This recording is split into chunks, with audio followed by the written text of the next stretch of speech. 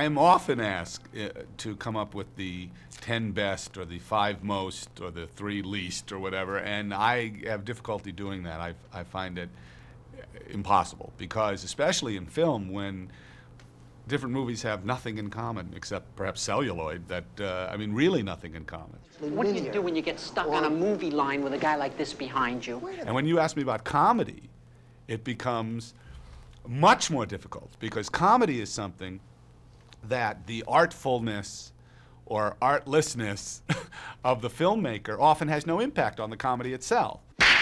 Comedy is so personal, and what's funny to one person is so not funny to someone else.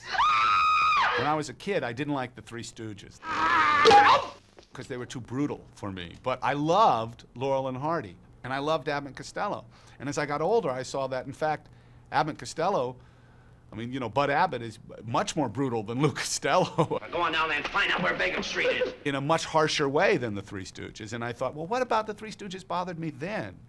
And I realized he's out.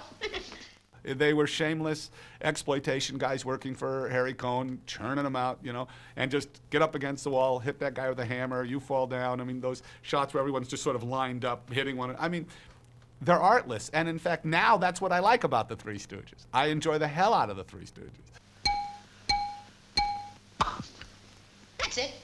Boy, you should have been a surveyor. Oh, thanks. But you tell that to all the interns.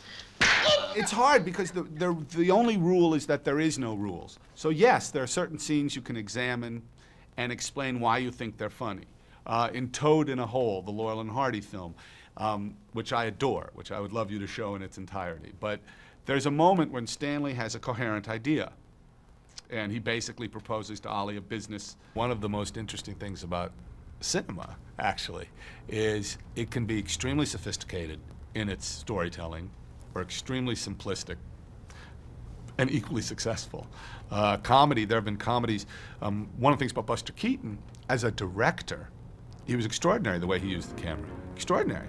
In the general, the setup is that they are in terrible trouble. He's on a locomotive, desperately trying to get away, and he's with the girl he loves, and he asks for her help.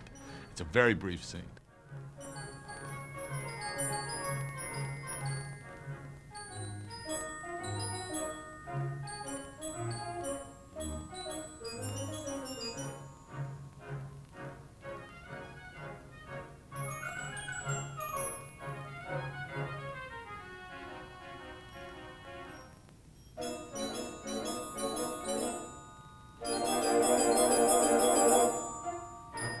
It's conceptually perfect, it's shot perfectly, and probably most importantly, it's performed perfectly.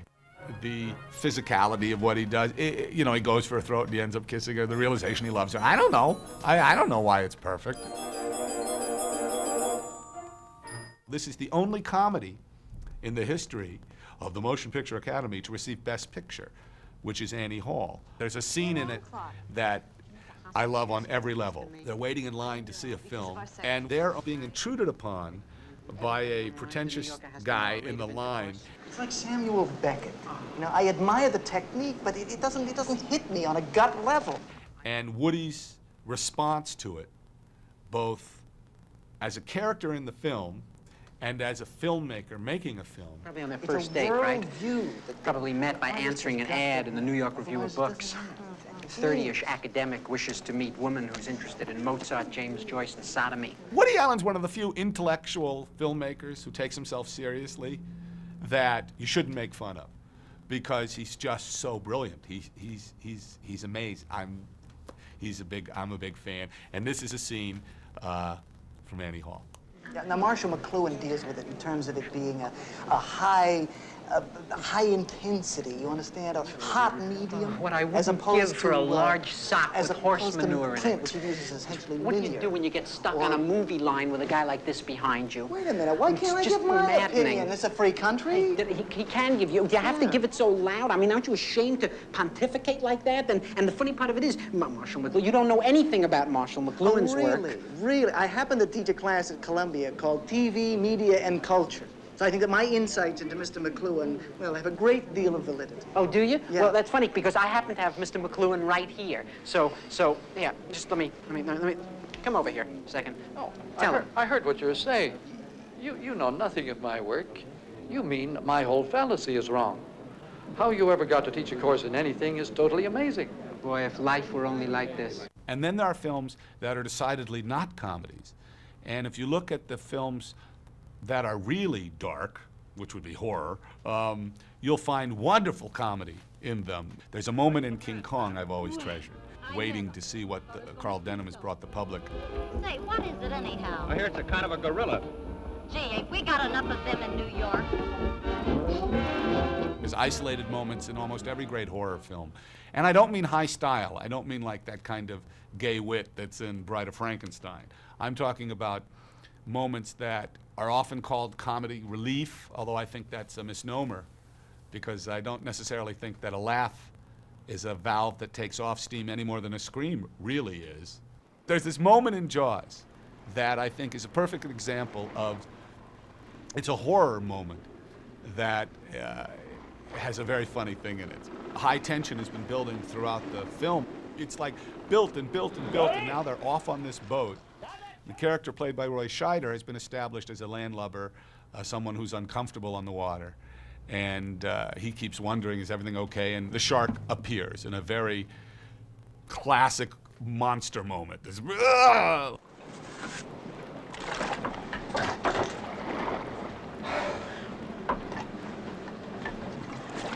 Slow ahead. I can go slow ahead. Come on down and chum some of this shit.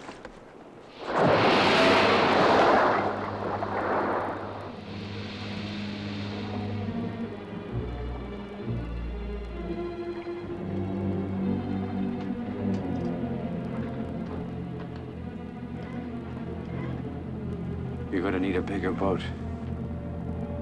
He's not being funny. He doesn't say that as a joke, but it's tremendously funny in the contents of what's going on. One of the really terrific things about film comedy for us now is really just documenting classic stage comedy. How do I look with a $7.50 hat on? Let me see. Hey, kind of spiffy. Abbott and Costello, they came out of Burlesque. There is a routine called the Susquehanna Hat Company, which is a tried and true burlesque routine. Lou is assigned to deliver this large box full of these hats to the Susquehanna Hat Company. That's his task. So he goes about his task with all the best intentions, and he asks a series of people for directions to the Susquehanna Hat Company, getting increasingly psychotic and violent reactions. Real, you know. And I just love everything about that routine. I love how it's shot. It's sort of, put the camera here, you guys just walk and forth, back and forth, do your thing. I love how Lou reacts. I love the fact that they have done that routine 55,000 times and still make it fresh, and it's just so nuts. This is paraphrasing it, but Mel Brooks says that comedy is when a fellow is walking down the street and trips and breaks his leg and spills his groceries and gets hit by a car, something like that. And tragedy is when I cut myself shaving. You know, I mean, that, you know, it's just, that's his definition. And it's, you can't, it's, how do you explain what's funny? Very often what's funny is inappropriate. Who kept the buttons on our clothes? Who scrubbed our ears and blew our nose? Mammy! Oh, Mammy. It's your little boy, Sammy. Coming home from Alabama. Put on those eggs and hammy. Don't flim-flammy, Mammy. Oh, Mammy. Oh, Mammy.